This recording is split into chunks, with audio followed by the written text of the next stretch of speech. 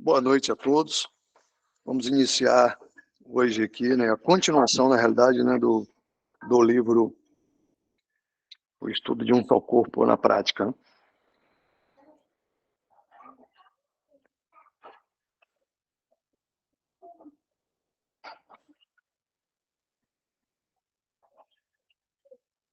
O título hoje é Um Genuíno Impasse entre os Irmãos Responsáveis na Assembleia.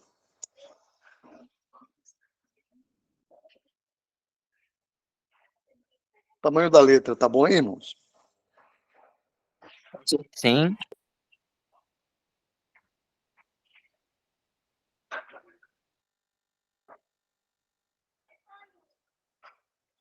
Quando houver uma verdadeira divisão entre os anciãos, a Assembleia deve esperar até que Deus deixe claro o que eles devem fazer. Se chegarem a um impasse, pode ser que precisem chamar irmãos de outra assembleia para aconselhá-los da maneira bíblica de se abordar a questão. John Nelson Darby diz: se a assembleia não se sente em condições de fazê-lo, isso coloca os irmãos sob sua própria responsabilidade.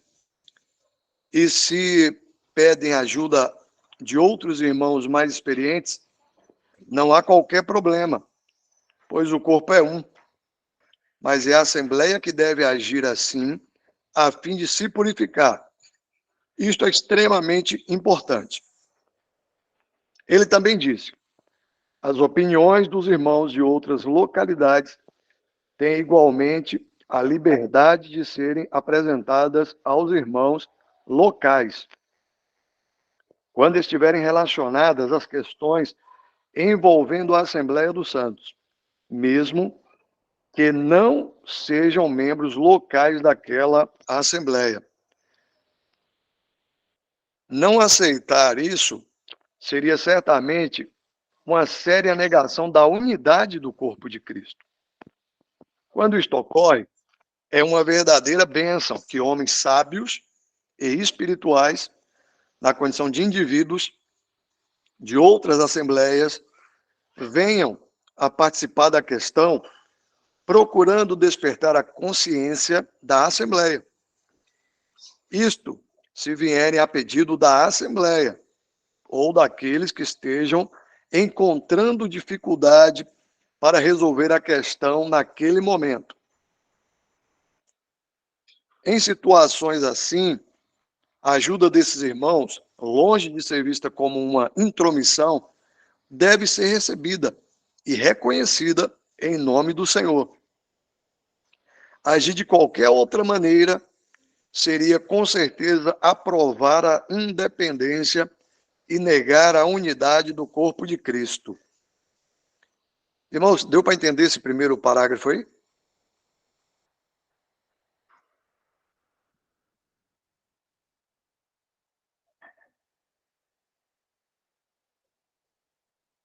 Então está bem claro aí, que se houver alguma questão que tiver difícil ali para resolver na Assembleia Local, ela pode, ela chamar outros indivíduos, de outra Assembleia, irmãos mais experientes, mais sábios, para ajudar a resolver a questão. Pelo que eu estou entendendo é isso.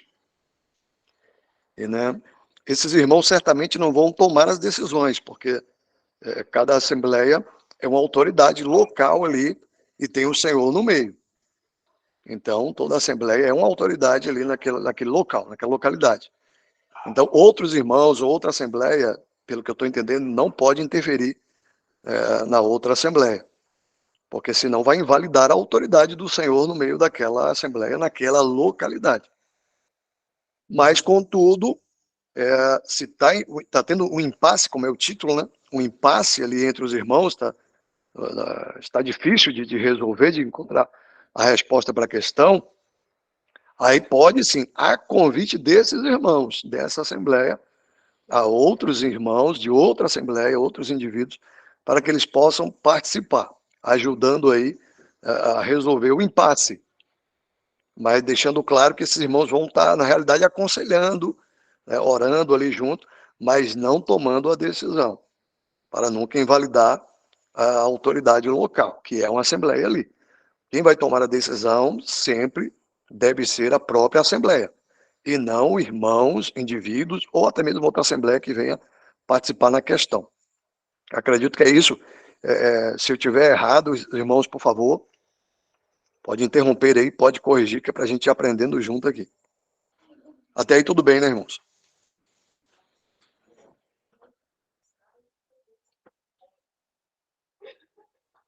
O irmão falou que é voluntário aí para ler. Por favor, aí já pode ler esse próximo parágrafo aí, para a gente descansar um pouco aqui também a voz. Certo, irmão?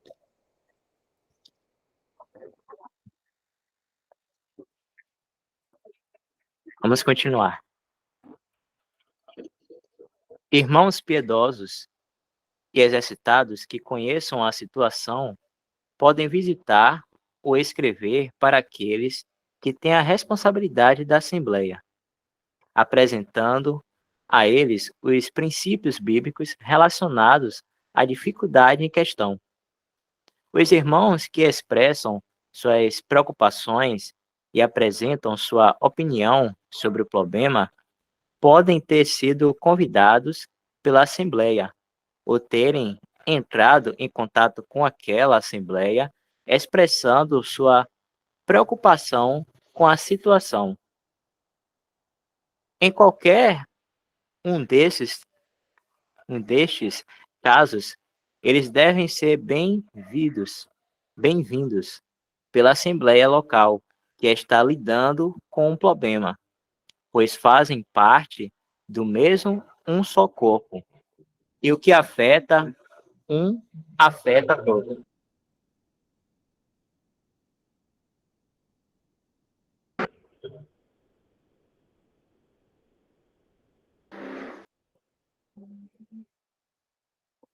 Eu vou continuar lendo, mas os irmãos tendo algo para falar, podem me interromper, certo?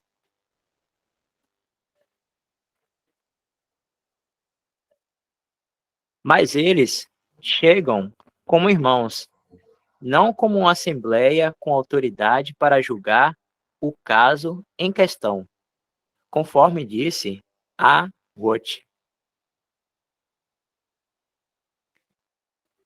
Os irmãos que são convidados por uma assembleia para ajudarem não têm autoridade para julgar a questão, já que esta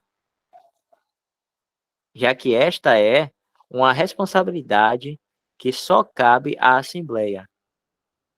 Esses irmãos não têm qualquer parte entre os que julgam e depois de terem aconselhado seu trabalho, pode ser dado por encerrado.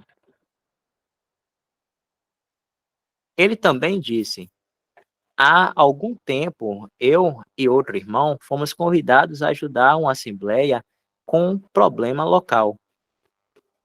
Por ocasião de nossa última reunião com os irmãos responsáveis por aquela assembleia, o irmão que estava comigo fez uma declaração nestes termos: tudo o que podemos fazer é aconselhá-los como irmãos.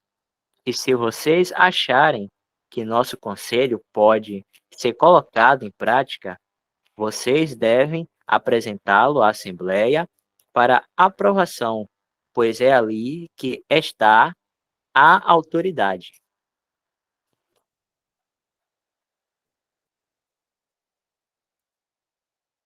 Não encontramos qualquer passagem na Escritura que possa indicar que uma Assembleia deve intervir na decisão de outra Assembleia e julgar novamente a questão. Isto seria negar a autoridade do Senhor no meio da Assembleia responsável pela questão. O que é a essência do erro do Bethesda, Irmãos Abertos. Anos atrás, durante uma conferência em St. Louis, Missouri, Estados Unidos, eu acredito, foi feita uma pergunta: é certo que uma assembleia interfira na decisão tomada por outra assembleia em relação a algum problema? A resposta foi: não, a menos que exista um convite fundamentado na Escritura para que isso ocorra. Muitos problemas são causados quando uma assembleia se intromete nas questões de outra sem ser convidada. Agir assim é um erro.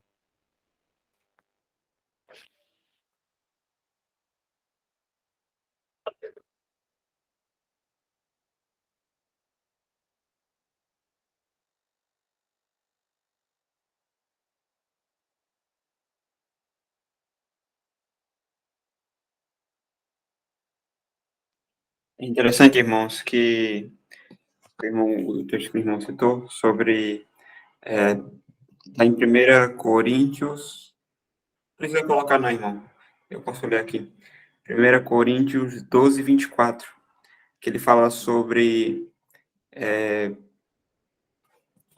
só um instante,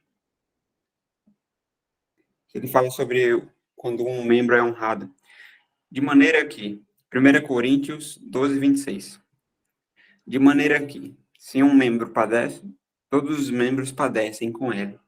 E se um membro é honrado, todos os membros se regozijam com ele. Então, a gente vê aqui, é 1 Coríntios 12, 26, irmão.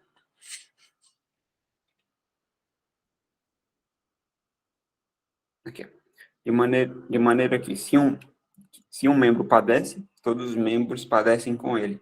E se um membro é honrado, todos os membros se regozijam com ele. A gente vê que no corpo de Cristo existe a igualdade, né? Então, não existe, eu tô de boa e o meu irmão tá bem, eu tô melhor que ele. Inclusive, a gente vê muito isso no mundo, né? As pessoas às vezes se sentem mais confortáveis em dizerem que estão melhores que outras pessoas.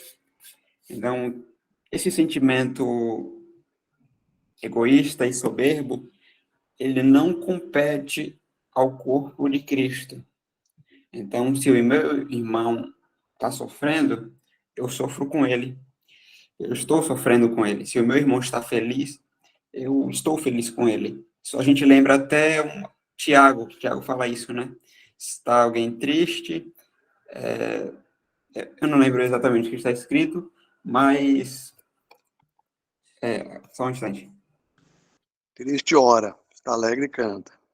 Isso, perfeito, irmão. Está alguém triste, ore. Está alguém feliz, cante louvores. Então, e também ele fala assim, chorai com os que choram e alegrai com os que se alegram. Creio que é isso. Algum irmão, se eu estiver errado, algum irmão me corrija. Então, a gente vê que existe sempre a igualdade de sentimentos no corpo de Cristo. E quando um irmão pode vir de fora para resolver alguma questão, ele não está vindo como uma torre de vigia, né? Que a gente sabe que existem seitas no mundo afora, que existem essa hierarquização, né? Onde você é inferior a mim e eu sou melhor que você. Torre de vigia ou qualquer coisa assim, mas não. São irmãos santos e amados que estão vindo para ajudar em alguma questão que está havendo na Assembleia. Então, a gente tira do que foi lido isso. O corpo de Cristo, ele sempre está em sintonia. É engraçado que o Senhor, ele constituiu o corpo onde ele é a cabeça. Então, o membro mais notório de uma pessoa é a sua cabeça. É para a cabeça onde nós olhamos naturalmente, né? É para a cabeça que nós conversamos, é a cabeça que chama a atenção do corpo. Um corpo sem cabeça, a gente sabe que uma pessoa decapitada, ela está morta. Então, não existe a possibilidade do corpo de Cristo estar sem a sua cabeça. Não existe a possibilidade da igreja dar frutos se não estiver arraigada na videira. Da vara dar frutos se ela não estiver arraigada na videira. E, por fim, a gente vê o que foi lido, que os irmãos que vêm ao nosso encontro, vindo receber de outra congregação, não, perdão, de outra assembleia, eles sempre devem ser bem-vindos em tudo, né?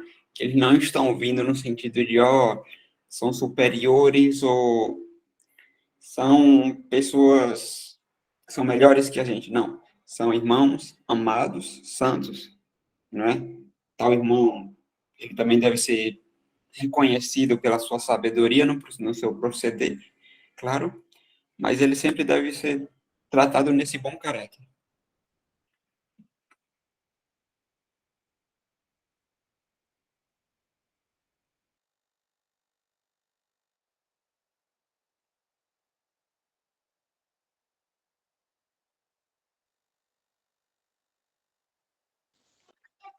Ok, irmãos, então vamos passar para o próximo título.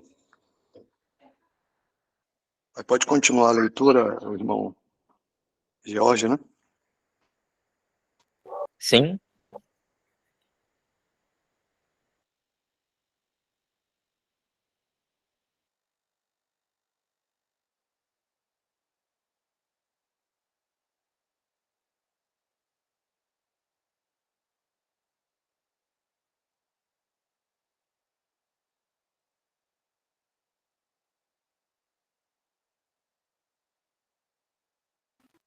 vamos continuar. Capítulo 4. O terreno bíblico de reunião. Mateus 18, 20. Para que ninguém fique confuso quanto ao que seja exatamente a Assembleia, o Senhor a define em Mateus 18 como os santos reunidos ao seu nome. Porque onde estiverem dois ou três reunidos em meu nome, aí estou eu no meio deles. O porquê, neste versículo, faz a conexão com os versículos precedentes que falam da Assembleia local. Este versículo mostra que a Assembleia recebe autoridade judicial para agir em questões administrativas pela presença do Senhor em seu meio, sancionando suas decisões. Todavia, em uma época de divisões, nem todos os que reivindicam para si a promessa deste versículo estão necessariamente sobre este fundamento. Um exame cuidadoso do versículo irá demonstrar que há uma série de condições entre o onde e o aí, que devem ser atendidas antes que um grupo de cristãos reunidos para adoração e ministério possam ser reconhecidos como estando no terreno bíblico da Assembleia congregada para o seu nome.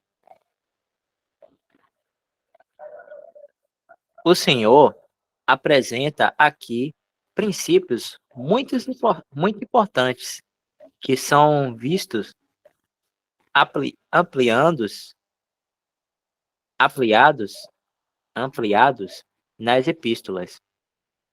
Precisamos ler esta passagem cuidadosamente e em oração para não perdermos de vista sua importância.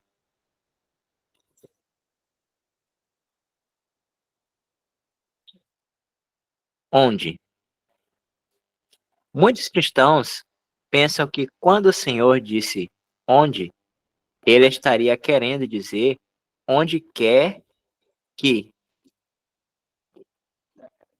Eles têm a ideia de que o Senhor estava dizendo que um grupo de crentes poderia se reunir da maneira que achasse melhor, quando e onde bem entendessem, e com isso desfrutariam automaticamente da garantia da promessa feita pelo Senhor a eles.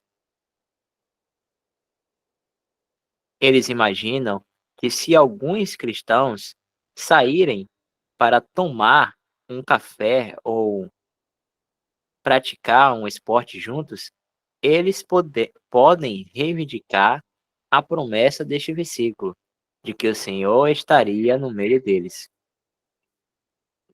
Isso nada mais é do que tirar esta preciosa passagem da Escritura, completamente fora de seu contexto. É bem verdade que o Senhor está com todos os crentes, individualmente, o tempo todo, não importa onde eles possam estar. Mateus 28, 20 e Hebreus 13, 5.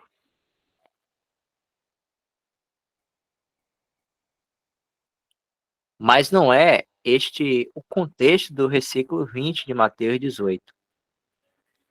Conforme já foi mencionado,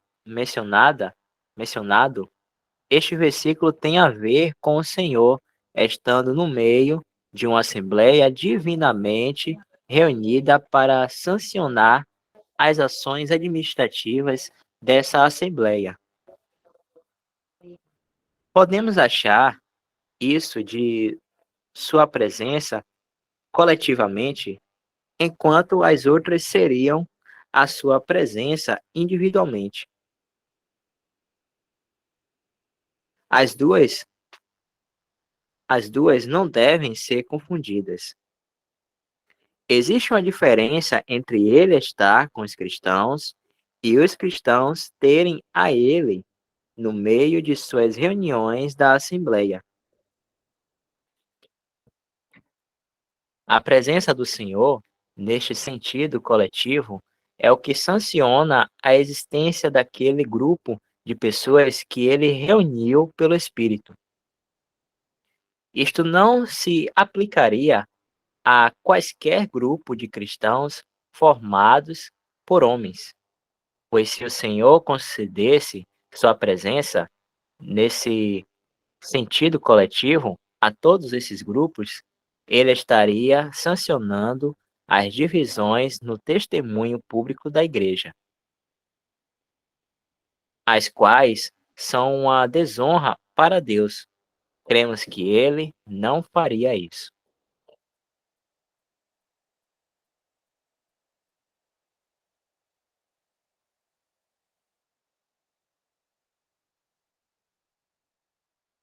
Nem devemos confundir a presença de Cristo e a presença do Espírito Santo. A presença do Espírito de Deus é também conhecida de duas maneiras. Ele está tanto nos crentes, em vós, como com os crentes, convosco. João 14, 17, Atos 2, de 1 a 4. Primeiro, ele habita em cada crente. João 14, 17, Romanos 8, versículo 9, Romanos 8, versículo 9 e o versículo 11. Efésios 1, 13, capítulo 4 de Efésios e o versículo 30. 1 Tessalonicenses 4, 8, Tiago 4, 5, 1 João 3, 24 e o capítulo 4 de 1 João, versículo 13. Em segundo, ele habita na casa de Deus, onde existem tanto crentes como incrédulos. João 14, 17, Atos 2, 2, Efésios 2, 22. Se o incrédulo se juntar aos crentes,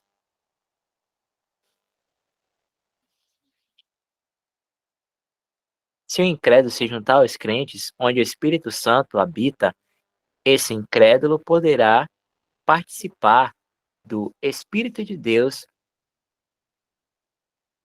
mesmo estando em sua condição de perdido. Essa participação, no sentido de provar dos privilégios que os crentes desfrutam, Hebreus 6, de 4 a 5, seria evidentemente apenas exterior, e não o desfrutar completo da comunhão que é privilégio apenas do crente. Isto é indicado pelo uso da palavra meteixo, em grego, que implica participação, sem, contudo, especificar o grau dessa participação. Significa que até mesmo o incrédulo pode desfrutar dos privilégios exteriores do cristianismo, se estiver na casa de Deus, onde o Espírito de Deus está agindo. Citamos aqui uma passagem do livro Help e Food, Auxílio e Alimento, que fala da presença do Espírito em toda parte na casa. Estar reunido ao seu nome significa que o seu nome constitui o centro de união. O que nos une é a verdade de quem ele é. Onde ele encontrar um povo para o qual essa ligação é suficiente, ali ele promete a bênção de sua presença pessoal no meio deles.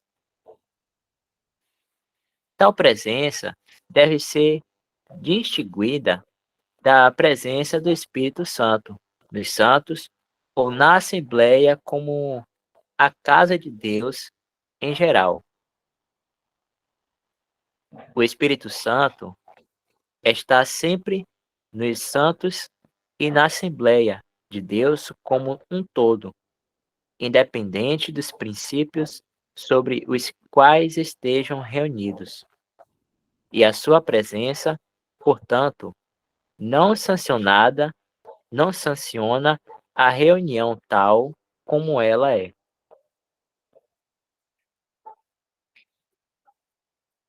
Isso deve ser tão claro quanto importante, pois mostra como Deus pode operar em sua graça em meio a toda a confusão da cristandade, sem necessariamente sancionar, no mínimo, os princípios discordantes e sectários que prevalecem.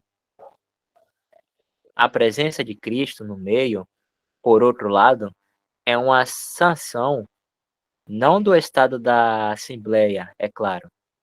Caso contrário, o tudo o que ligardes na terra será ligado no céu, está conectado a ele.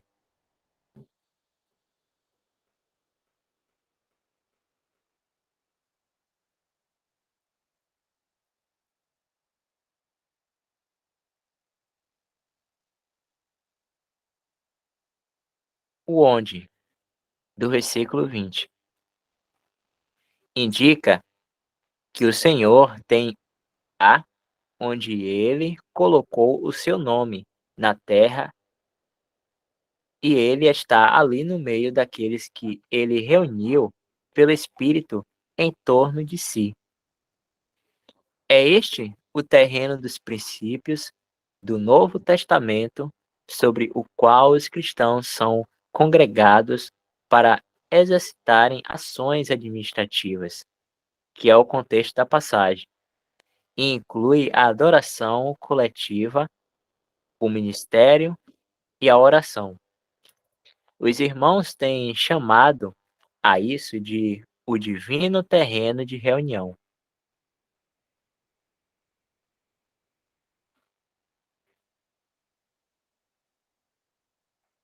Onde quer que seja, torna o local como sendo uma escolha nossa. Como os homens dizem, vá à igreja de sua escolha. Onde, por outro lado, torna o local como sua escolha, o local de sua designação. O lugar não é um centro geográfico, como era Jerusalém no judaísmo, mas um terreno espiritual de princípios sobre os quais os cristãos são congregados pelo Espírito. Os cristãos, assim congregados, podem estar congregados em diferentes lugares do mundo, porém ocupam um terreno singular e estão em comunhão uns com os outros. Os vários grupos podem estar congregados localmente em uma simples sala, em uma cozinha ou barracão. O que importa é onde o Espírito de Deus os reuniu ao nome do Senhor Jesus Cristo. Aprendemos de Hebreus 13:13 que este lugar onde o Senhor está, no meio, está fora do arraial, uma expressão que significa o judaísmo com todos os seus princípios e práticas. Os cristãos costumam perder de vista este ponto, trazendo para seus lugares de adoração muitas coisas conectadas à adoração judaica. Eles ignoram o claro ensino da Escritura que dizem que o tabernáculo é uma figura do verdadeiro santuário, ao qual agora temos acesso pelo Espírito. Hebreus 9, de 8 a 9 e versículo 23 a 24.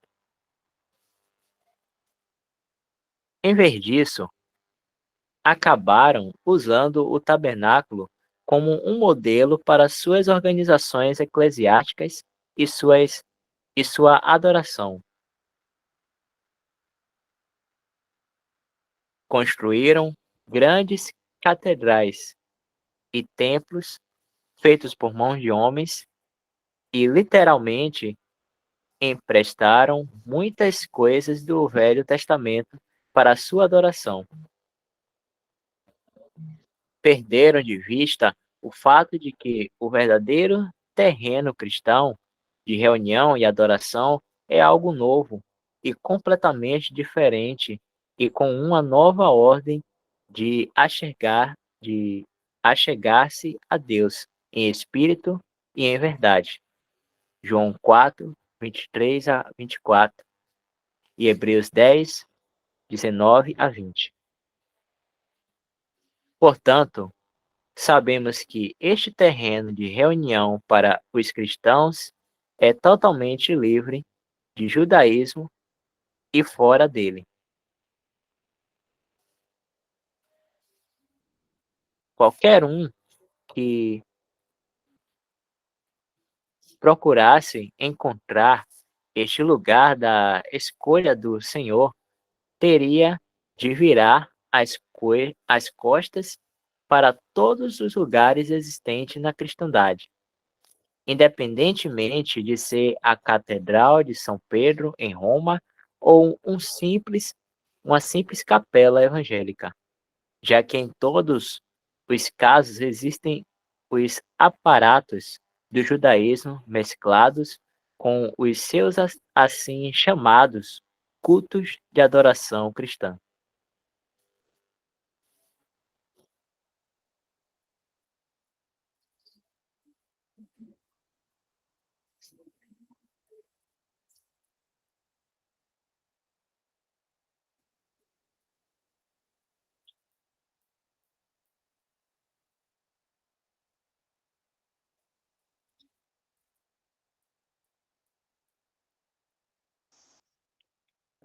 Até aí tudo bem, irmãos? Uma leitura um pouco maior agora, mas parece que está bem claro também ali, né, o livro. Mas se alguém tiver alguma questão, ou quiser também complementar ou trazer um resumo, pode ficar à vontade.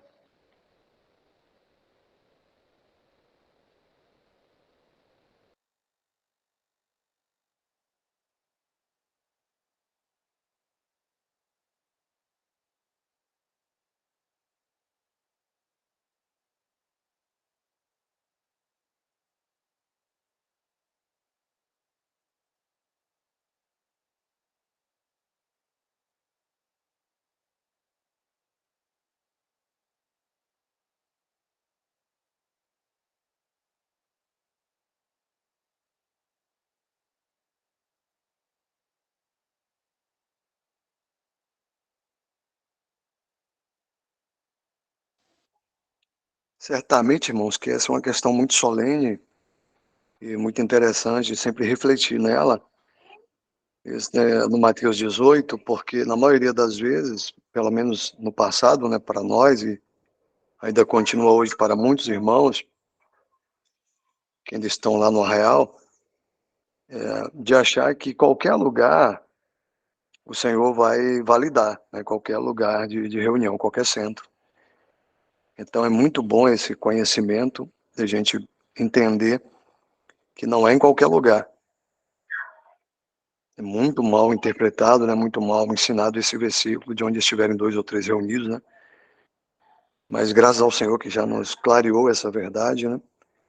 E tudo é o Senhor, né? A gente vai ver também até no Velho Testamento, era tudo feito mediante a ordem do Senhor. Então, desde o tabernáculo, desde o templo, tanto o local onde seria feito, como o material que seria usado, as vestes, a ordem dentro do local, quem cuidaria das coisas. Então, tudo muito bem ordenado, né, pelo Senhor para a sua adoração, para ministério. E não seria diferente hoje. Por que seria diferente hoje, então?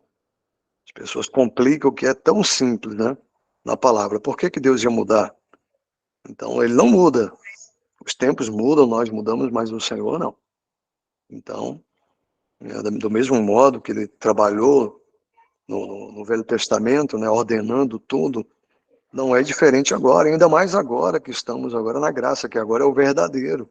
Antes era sombra, são figuras. Agora não, agora temos o real, agora temos o verdadeiro. E é o Senhor quem diz onde é o local, é Ele quem reúne as pessoas. E a gente vai encontrar também esse princípio no próprio Novo Testamento, quando ele, os discípulos vão para a última Páscoa ali, né, acho que lá em Lucas, e ele vai falar que eles iam encontrar um homem, né, com um cântaro, e que era para seguir esse homem, e ele ia mostrar o local, né, que iria fazer essa Páscoa, né? Então ia ter um local lá todo mobiliado, então num cenáculo, e ele dá detalhes sobre isso, que o homem iria, né, guiar eles ali, certamente uma figura do Espírito Santo, né? E que a gente vai contar também Atos falando, né, que é ele quem acrescenta, né, a igreja, os que haviam de se salvar. E então a gente tem também, não só no Antigo, no Velho Testamento, mas também no Novo Testamento, ele deixando claro que era ele quem iria ordenar tudo, né? Lá em João também 4, né, da mulher samaritana, onde ele vai deixar claro que não é nem no monte, nem em Jerusalém, que os verdadeiros adoradores adorariam o Espírito em verdade, e ele vai falar que o Pai busca tais adoradores, né, tais que assim o adorem. Então fica bem claro que não é o homem, isso não deve partir do homem, mesmo depois de salvo, mas isso não pode partir do homem. Ele deixou isso para que ele determinasse. E o Espírito Santo está aqui justamente para isso, para glorificar o Senhor Jesus, né? Então é ele que vai reunir, é ele que vai dizer o local, que vai validar. E tudo bem que hoje não é mais um local geográfico, né? Não é um centro geográfico, é o nome dele. Somos reunidos hoje ao nome do Senhor, né? Na realidade, é o dia da graça, né? O tempo que estamos vivendo hoje. É em espírito, é tudo em espírito e em verdade. Então, é totalmente diferente do tempo da lei, da dispensação da lei lá no judaísmo. Totalmente diferente, não tem nada a ver, totalmente antagônico. Então, para não ter dúvida de que houve uma grande mudança. Então, a gente precisa realmente entender que não é em qualquer lugar, que não é do nosso jeito. Por mais que possamos achar que temos boas intenções ao decidir as coisas para o ministério, para a adoração do Senhor, pode ter certeza que não é boa intenção. Toda vez que eu quero fazer a minha vontade, essa não é uma boa intenção, é uma má intenção. Porque nós sabemos que o pecado é justamente, de forma enxuta, resumida, é a nossa vontade. Em qualquer coisa, pense agora nas coisas do Senhor, para o Senhor, se torna ainda mais grave a nossa vontade em respeito às coisas sagradas, em respeito às coisas que é dele, as coisas que ele purificou, que ele santificou. Então, a forma dele, o culto dele, a reunião, o sacerdócio, tudo que ele determinou. Então, imagine a gente querer fazer a nossa vontade, mesmo com boas intenções. Não será bem-vindo, porque essa não é uma boa intenção, e sim uma má intenção. Então, e é muito simples, é só recorrermos às Escrituras, porque está escrito qual é a vontade dele, como ele quer que façamos a adoração, o ministério, o sacerdócio, como o cristão deve fazer o sacrifício de louvor, de beneficência, né? Está tudo escrito, como é a oração, como deve ser o lugar da mulher na adoração, também no ministério, também fora dele. Está tudo muito bem escrito, são mandamentos do Senhor, como Paulo diz. Então, não tem como ter dúvida. Basta querer, como está em João 7, né, se me falha a memória, 17, né? Basta querer fazer a vontade que vai conhecer, né? Vai ser revelado a verdade para aquele que tem vontade de fazer a vontade do Pai. Se tiver vontade de fazer a vontade do Pai, o mesmo vai revelar a doutrina, e não vai ter como ter dúvida quanto a isso.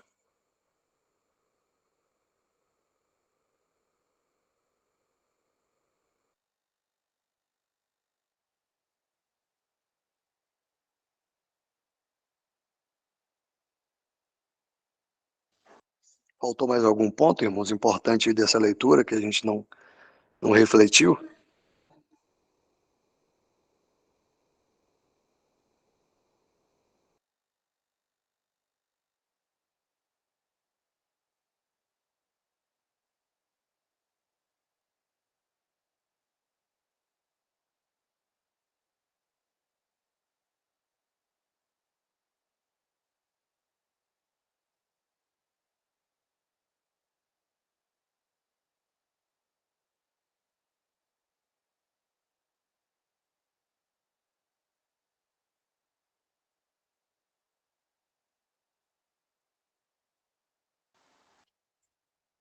Um outro ponto também, né, a gente vê quanto à participação, né, da questão da presença, né, do Espírito Santo, tanto individual como coletivo, individual em cada crente, né, que creu, está selado, mas também no coletivo vai ter uma diferença que haverão também incrédulos, né, o joio e o trigo, né, e os incrédulos também poderão participar.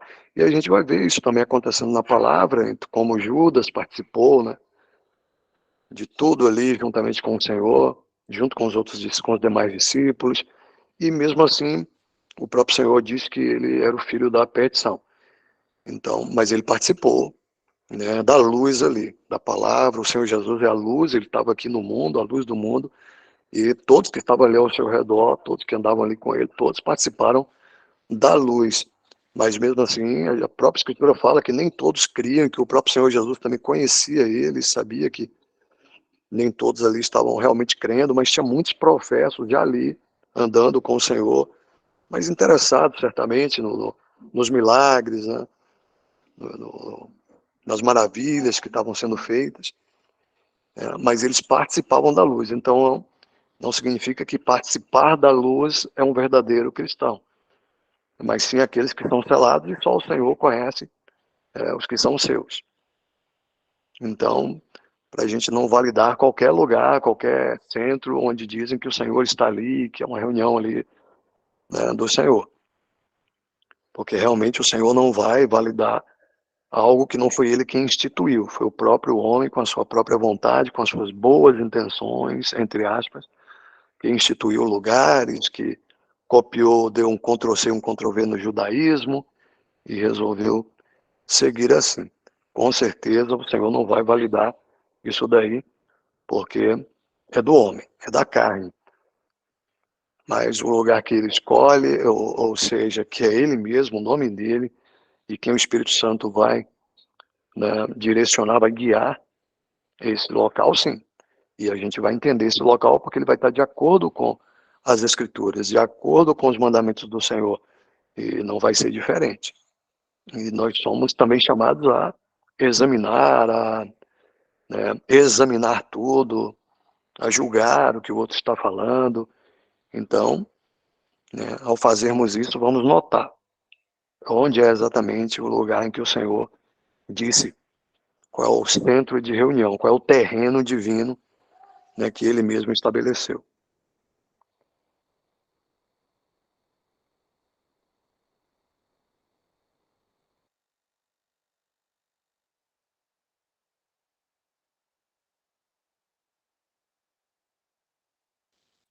Retornamos então, irmãos, à leitura. Quer revezar um pouco aí, descansar, irmão Jorge? O irmão Fernando quer continuar a leitura ou o irmão Jorge está bem para continuar? A mim tá tranquilo.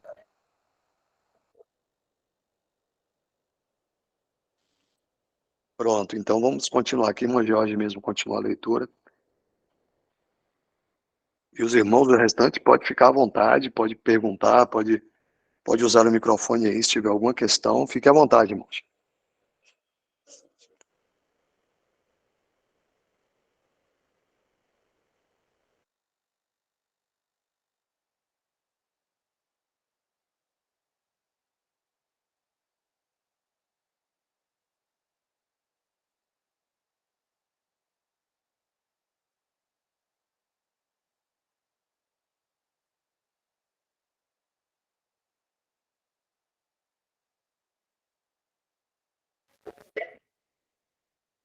Continuando. O princípio de reunião no cristianismo é, como um todo, completamente diferente do judaísmo.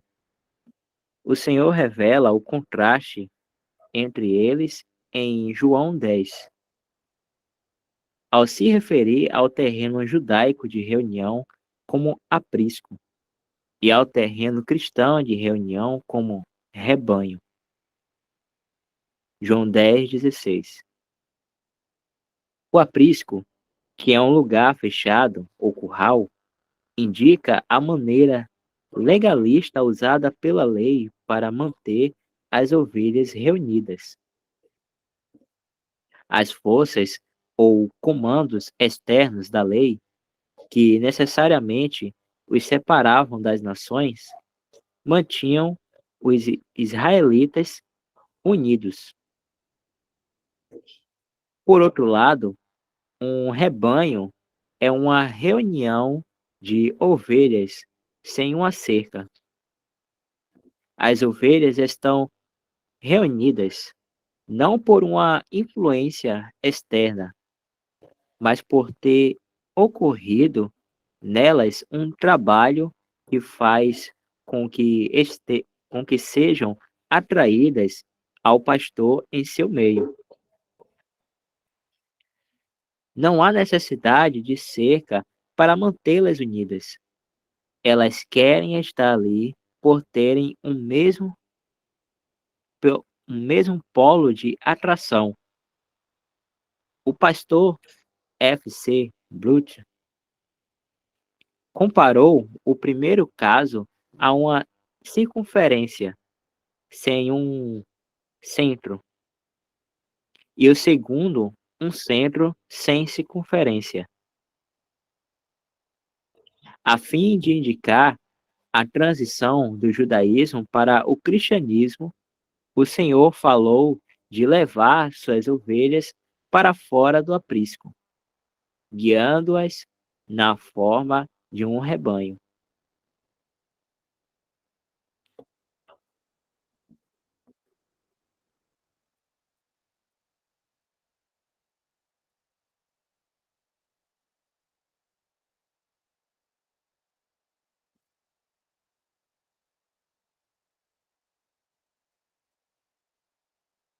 Dois ou três. Outra indicação para uma assembleia divinamente é que devemos reunidas é que devem existir ao menos dois ou três. A razão disto é por não poder existir uma assembleia de uma só pessoa. Tudo o que é feito no centro de divino deve ser feito por boca de duas ou três testemunhas. 2 Coríntios 13:1 e 1 Timóteo 5:19. 2 ou 3 é o mínimo divino. Ao dizer isso, parece até que o Senhor estava prevendo os dias quando as coisas no testemunho cristão estariam em tamanha ruína para que po- tamanha ruína que poderiam existir em uma localidade apenas alguns poucos cristãos exercitados para estarem no divino terreno de reunião. Sendo esse o caso, eles ainda poderiam desfrutar da presença do Senhor em seu meio. O Senhor tinha acabado de dizer: se dois de vós concordarem na terra acerca de qualquer coisa. Mateus 18, 19. Agora ele diz: dois ou três. Mateus 18, 20.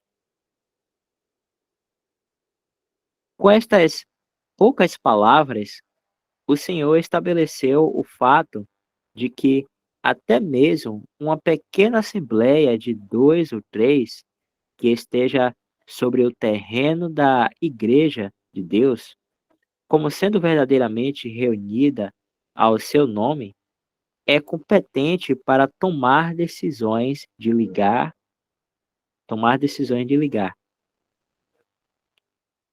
Essas decisões são ratificadas no céu e a elas devem se submeter todos os que estiverem sobre o verdadeiro terreno da igreja na terra.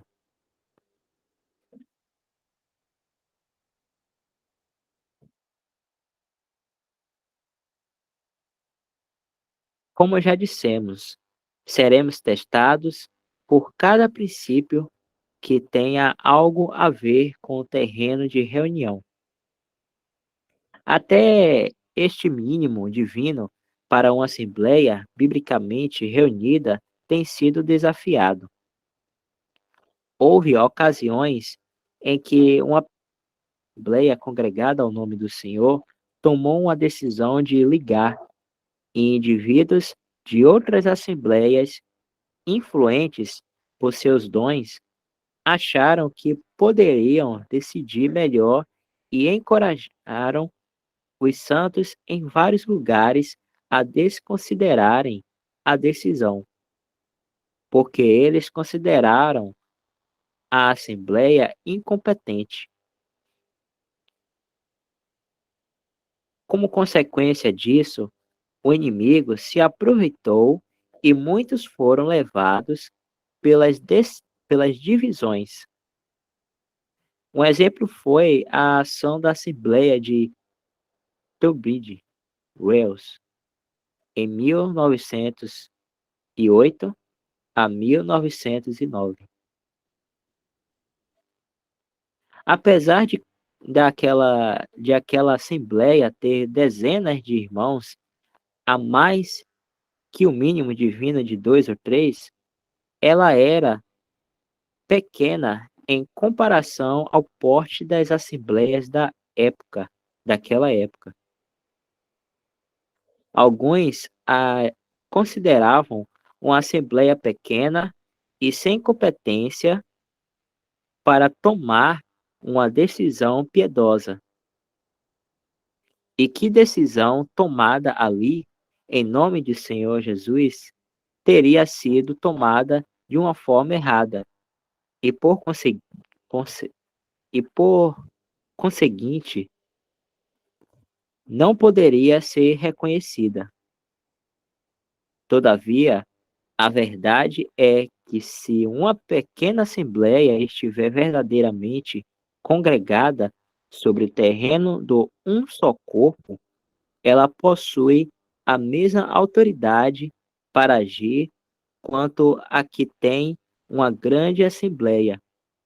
Quantidade não tem nada a ver com isso. Se irmãos tiverem algo para falar, fique à vontade.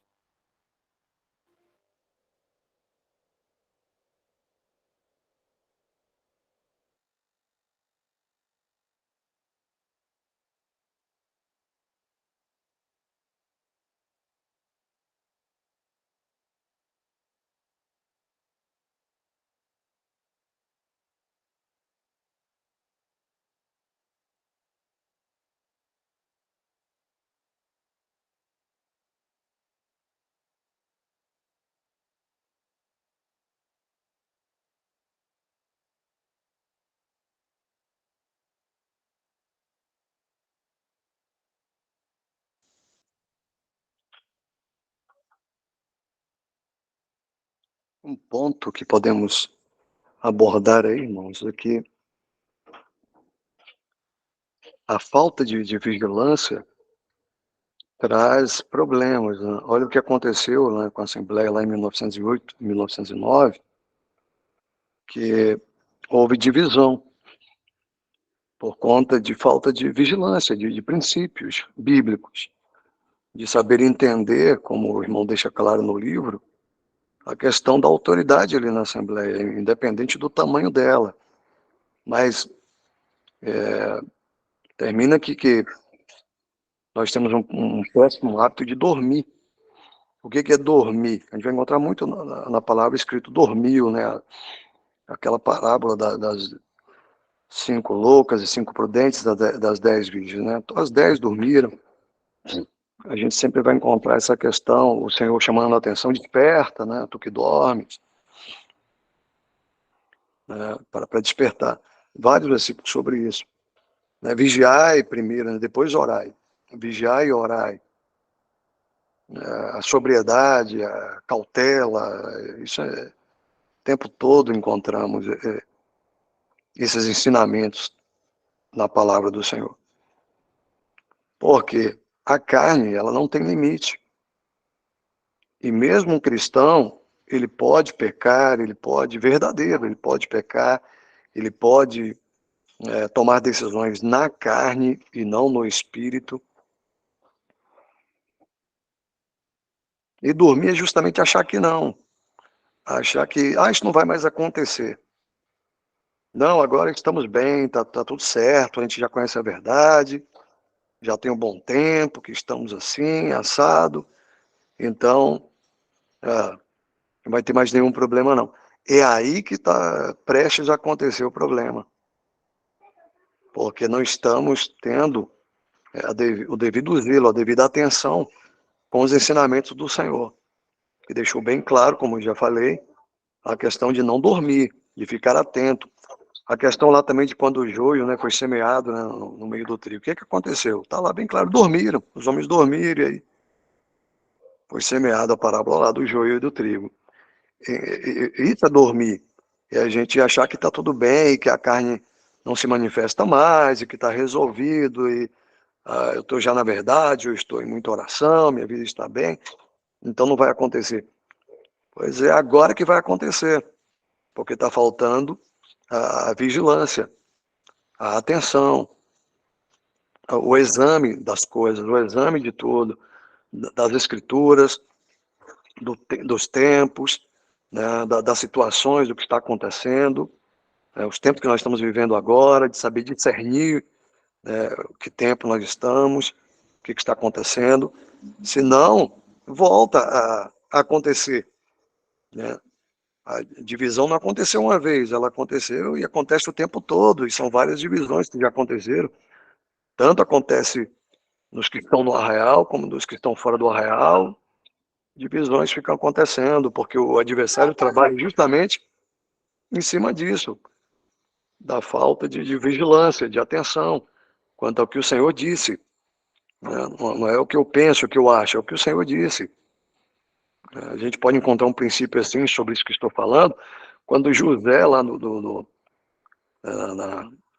casa do Potifar, se não me falha a memória, que a mulher dá em cima dele lá, a mulher do governador, e ele não volta para pegar a roupa, né? Ela rasga a roupa dele. E ele sai correndo, a Bíblia diz que ele corre nu, se não me falha a memória. Por que ele não volta para pegar a roupa dele? Porque ele entendeu o que é a carne, certamente, e que não deve confiar na carne. Um dos maiores erros é confiar na carne, achar que está tudo certo. A carne ainda continua aqui. Nós não estamos na carne, mas a carne está em nós. Enquanto não formos transformados, ela ainda está aqui. Então é necessário essa vigilância, esse cuidado de estar se alimentando sempre da palavra e deixando claro os ensinamentos do Senhor, o que aconteceu, o porquê que deu errado, desde as situações que estão escritas na própria palavra e as situações que aconteceram conosco já no nosso tempo. Né? Então é importante isso, é muito solene prestarmos atenção, o porquê que isso acontece, as divisões, e que elas ainda podem acontecer.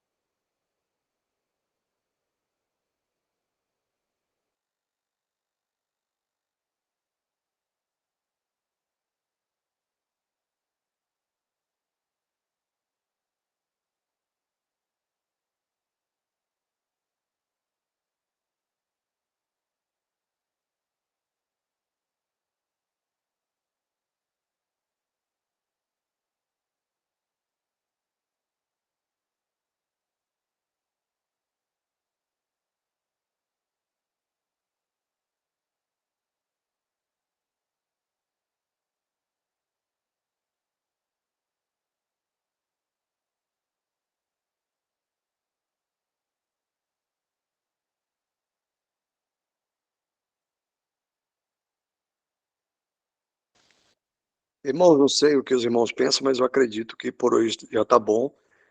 O outro tema vai ser onde estiverem reunidos, é um pouco maior. A gente poderia deixar para o próximo sábado. O que os irmãos pensam?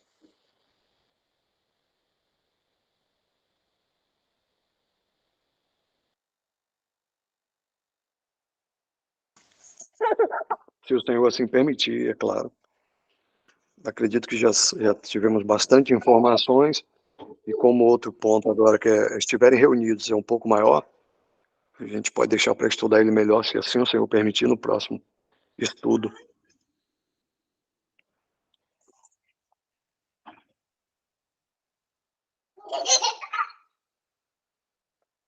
Então vamos dar graça, né, irmãos?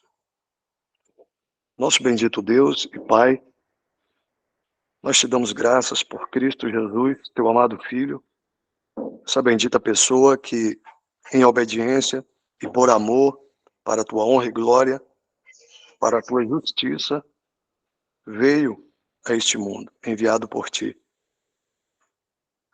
E morreu ali naquela cruz, pagando todos os nossos pecados, nos dando tão grande salvação,